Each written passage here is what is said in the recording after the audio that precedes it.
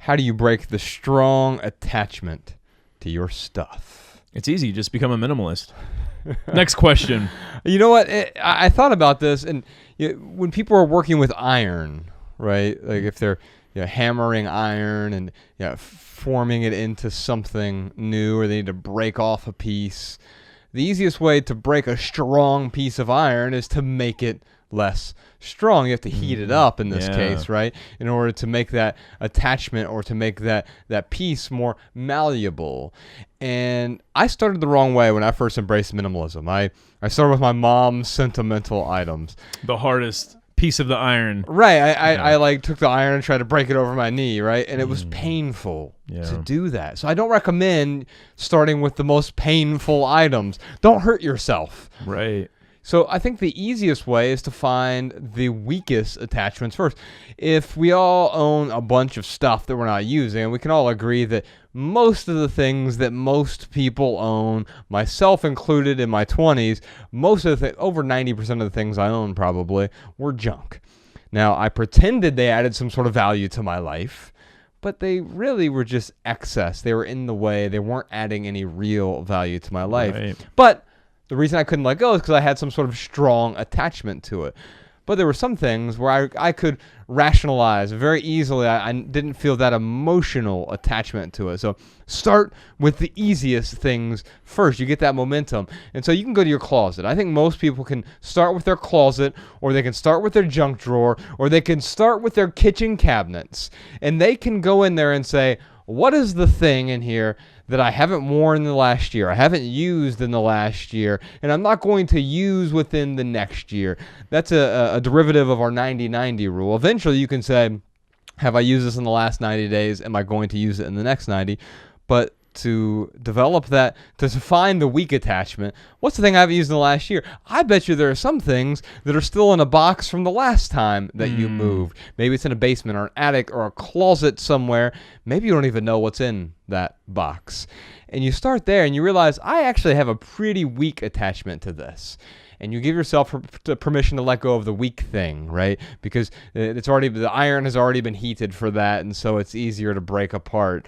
And from there, you realize, like, oh, there are other weaker attachments. And you develop the strength that you need to let go. And letting go becomes a muscle that you strengthen over time until you get to the point where you are a minimalist. Your advice, even though you said it in jest, is actually good advice. Become a minimalist, meaning strengthen your letting go muscle. Yeah, becoming a minimalist, I mean, that's much easier said than done, but that's, what you just described is kind of the process of becoming a minimalist. I think one of the biggest things that I do to help me not get attached to stuff is I have stopped bringing stuff into my life that I know I'm going to be attached to. Yes. Like I start thinking about when Mariah and I go on different vacations. I mean, we've been to Europe, we've been to Tokyo, we've been to Germany, we've been to some really awesome places. I've got nothing. No tchotchkes. No tchotchkes from any of those trips. Partly because I don't want to have to make room for it on the airplane. Right. So I mean, there's that motivator there, but it's funny. So on our last trip, you're talking about that. Someone tried to give me a thing that I actually was going to get some value. It was a book. Right. When we were down at Dave Ramsey's compound, I said, "Hey, would you be willing to mail one of those to me? Because my bag, the Packed One bag that you and I both use, has exactly enough space for the things that I'm going to use during my trip." Yeah. Now, could I cram a book in there? Yes. It's going to make it heavier, which is a perfect metaphor for bringing new stuff into our lives. We have to think about these things actually weigh us down. Now, you see that when you're traveling. Yeah. You may not see it when you're just storing that extra widget or the tchotchke from Germany or wherever you're storing in your house. But in a way, it does weigh you down, right? Yeah, I mean, the bag too. It's a limitation that we give ourselves when we're on tour, when we're traveling. We have our bag. There are the things that fit in the bag, and anything that doesn't fit in the bag, well, it doesn't go in the bag. But it's also a metaphor for the rules and the limitations we put on ourselves in life. You brought up, the different rules that we go by, 90-90 rule, or maybe it's the just in case rule. But souvenirs specifically, I will avoid getting anything that I know it's going to be really, really hard for me to break free from. But what I'll say, man, is going around the world and traveling and putting this into practice, it has built that muscle to the point now where I don't even crave souvenirs.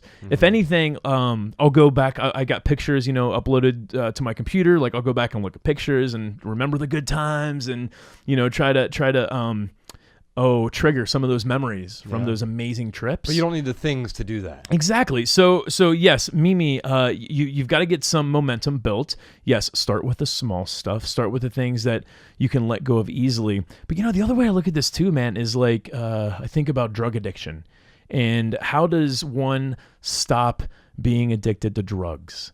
And this is probably a little bit of an extreme example for most when it comes to our things. But if you think about the process of getting rid of that addiction, you first must recognize that you have a problem. Then you must start to take steps to rectify that problem. It might be getting some support from someone else, maybe going and seeing a counselor or something.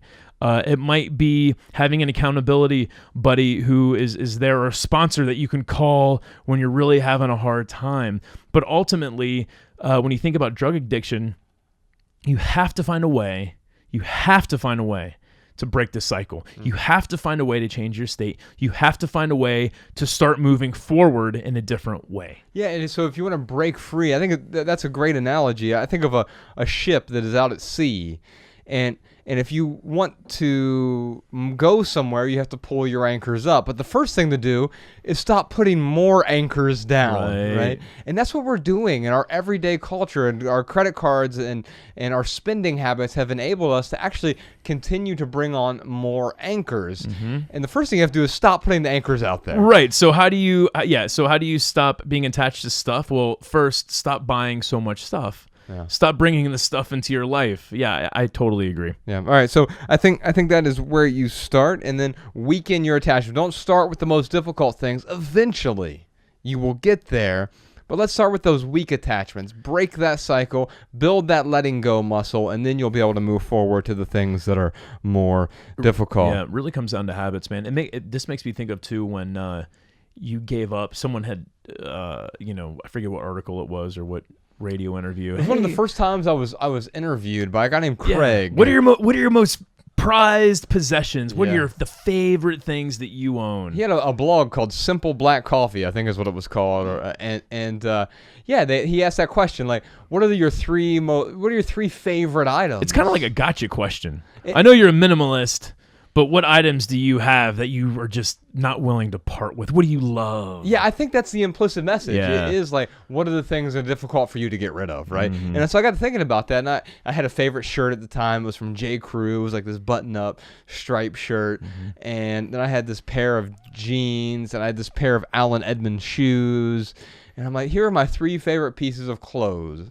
I really enjoy them. I feel comfortable in them. But then I got to thinking, like, wait a minute. Why are these my favorites? They're just clothes. Right. And I said, you know what? Hey, Craig, here are my three favorite pieces of clothes. And I sent him pictures. But what I'd like to do here is I'd like to just give them away to someone who can get value from them. And what I realized in that process is they're just things. They're replaceable things. Yeah. And other things actually stepped up. And here's the thing. That shirt, I guarantee you, if I would have held on to it, I still owned it today, it would no longer be my favorite shirt now. And by letting it go, I realized I could also let go of that attachment. It helped me build that letting go muscle. Yeah, what a great idea for someone out there who has a hard time of letting go of stuff. Pick something that you're not going to be devastated if you let go of. Like I think about but something that's a little difficult. Right, exactly. I'm thinking about when I was going through the packing party stuff, and I had that shoebox of the letters to my that my mom wrote me in high school. There was pictures of me and my prom date, so forth and so on.